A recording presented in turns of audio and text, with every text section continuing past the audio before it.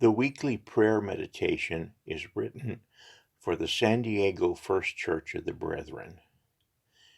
Each week a scripture and contemplative thought is written for the congregation to focus on as a faith community. This is for the week of March 29th, starting the 5th week of Lent.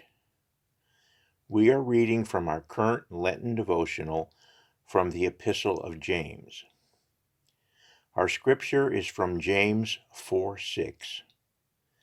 But God gives all the more grace. Therefore it says, God opposes the proud, but gives grace to the humble.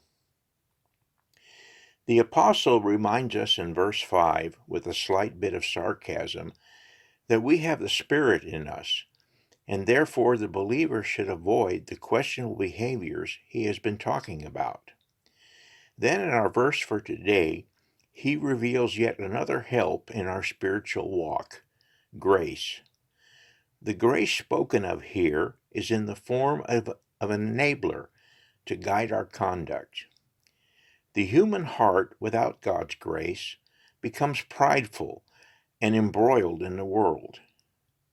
Grace is the name of the influence which the Spirit deploys toward the believer in order to bring renewal to our hearts.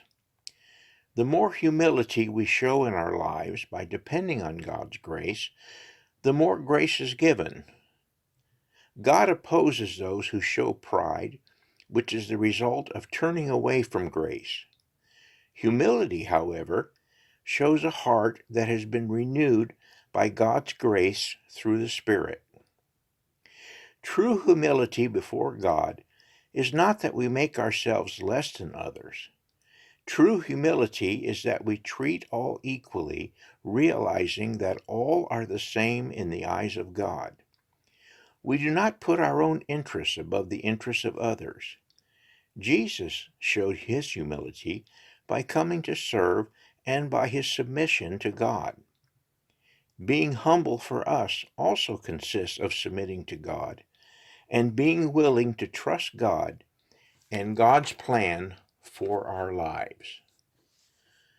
Let us now conclude with this reflective prayer. Lord, remove from my heart any pride that dwells in me, and help me to attain the wisdom of humility.